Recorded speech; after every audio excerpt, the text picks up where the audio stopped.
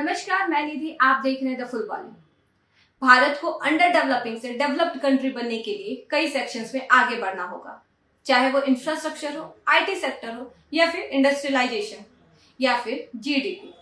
और इन सब के लिए सबसे ज्यादा कुछ इम्पोर्टेंट है तो वो है देश के लिए निवेश। देश में निवेश के आने से न सिर्फ रोजगार बढ़ता है बल्कि देश के इंफ्रास्ट्रक्चर भी बेहतर होते हैं। इसी के लिए आज पीएम मोदी ने नेशनल ऑटोमोबाइल स्क्रैपेज पॉलिसी को लॉन्च किया है।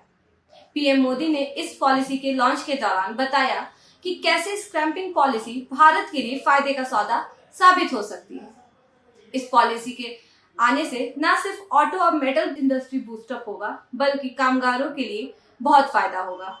तो आइए जानते हैं कि इस पॉलिसी के बारे में कि ये कैसे देश के लिए और देश के कामगारों के लिए फायदे का सौदा है। प्रधानमंत्री नरेंद्र मोदी ने आज नई नेशनल ऑटोमोबाइल स्क्रैपेज पॉलिसी की शुरुआत की। वीडियो कॉन्फ्रेंसिंग के जरिए गुजरात में इन्वेस्टर समिट में शामिल हुए प्रधानमंत्री ने केंद्रीय सड़क परिवहन मंत्री नितिन गडकरी और गुजरात सीएम विजय रूपानी की मौजूदगी में इस पॉलिसी को लॉन्च किया। पॉलिसी लॉन्च करने के बाद गुजरात इन्वेस्टर समिट में अपने भाषण में प्रधानमंत्री ने बताया कि ये पॉलिसी देश के ऑटो क्षेत्र में एक नई पहचान देगी और आत्मनिर्भर भारत की दिशा में मील का पत्थर साबित होगी। पिछले साल करीब 23,000 करोड़ रुपए का स्क्रैप स्टील भारत ने इंपोर्ट किया, क्योंकि भारत में जो अभी तक स्क्रैपिंग होती आ रही है वो प्रोडक्टिव नहीं है, जिसकी एनर्जी रिकवरी ना के बराबर है, जिससे कीमती मेटल रिकवरी समय पर नहीं हो पाती। इसी को देखते हुए साइंटिफिक टेक्नोलॉजी पर आधारित स्क्रैपिंग से बहुत फायदा होगा और समय पर काम भी पूरा होगा। देश में अनफिट वाहनों को एक वैज्ञानिक तरीके से हटाने में ये नीति बहुत बड़ी भूमिका निभाएगी।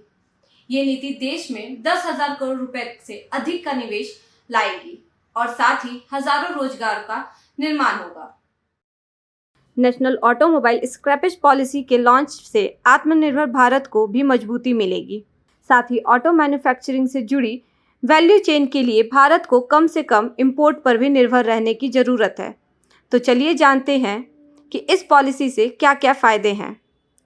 इस पॉलिसी के आने से कार खरीदने वालों को फ़ायदा होगा। नई पॉलिसी के तहत स्क्रैपिंग सर्टिफिकेट दिखाने पर नई गाड़ी खरीदते वक्त 5% की छूट दी जाएगी। साथ ही गाड़ी स्क्रैप करने पर कीमत का 4 से 6% कार मालिक को दिया जाएगा। इसके साथ ही नई गाड़ी की रजिस्ट्रेशन के वक्त रजिस्ट्रेशन फीस माफ़ भी कर दिया जाएगा। पॉलिसी के आने से नई गाड़ी लेने पर रोड टैक्स में 3 साल के लिए 25% तक की छूट की बात कही गई है। राज्य सरकारें प्राइवेट गाड़ियों पर 25% और कॉमर्शियल गाड़ियों पर 15% तक की छूट दे सकती है। इस पॉलिसी में डीजल और पेट्रोल के प्राइवेट वाहनों के लिए 20 साल तक चलने की इजाज़त दी गई है। 20 साल से अधिक पुराने प्राइवेट व्हीकल यदि ऑटोमेटेड फिटनेस टेस्ट पास करने में फेल हो जाते हैं या रजिस्ट्रेशन सर्टिफिकेट रिन्यू नहीं कराते हैं तो 1 जून 2024 से खुद से रजिस्ट्रेशन खत्म हो जाएगा। फिटनेस में फेल होने पर गाड़ियों को स्क्रैप किया जाएगा। साथ ही प्राइवेट वाहनों को सुधार का एक मौका भी दिया जाएगा और इसके बाद भी फिटनेस में अगर वो गाड़ी फेल हो जाती है तो फिर गाड़ी को स्क्रैप करना पड़ेगा। 1 अप्रैल 2023 से 15 साल पुराने कमर्शियल व्हीकल्स का रजिस्ट्रेशन समाप्त हो जाएगा। सरकार के मुताबिक गाड़ियों को स्क्रैप करने के लिए पीपीपी आधार पर ऑटोमेटिक टेस्ट सेंटर और स्क्रैप सेंटर खोले जाएंगे। अगर कोई वाहन इस ऑटोमेटिक टेस्ट को पास करने में नाकाम रहता है तो उसे सड़कों से हटना पड़ेगा या भारी जुर्माना चुकाना पड़ेगा। और जब लोग पुरानी गाड़ियाँ स्क्रैप करेंगे और नई गाड़ियाँ खरीदेंगे तो इससे सरकार को सालाना करीब 40,000 करोड़ का जीएसटी आएगा, जिससे देश के रेवेन्यू में भी बढ़ोतरी होगी। बता दें, इस नई पॉलिसी में विंटेज कारों को शामिल नहीं किया गया है।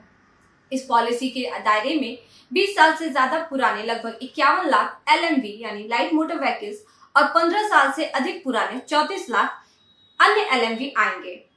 इसके अंडर 15 लाख मीडियम और हैवी मोटर वाहन भी शामिल हैं, जो 15 साल से ज्यादा पुराने हैं और वर्तमान में इन गाड़ियों के पास फिटनेस सर्टिफिकेट नहीं है।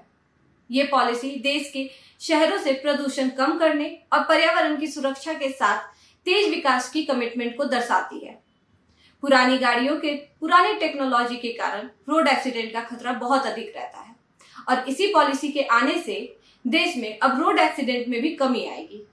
इस वीडियो में यही था। अन्य खबरों के लिए देखते रहें द फुल वॉल्यूम। धन्यवाद।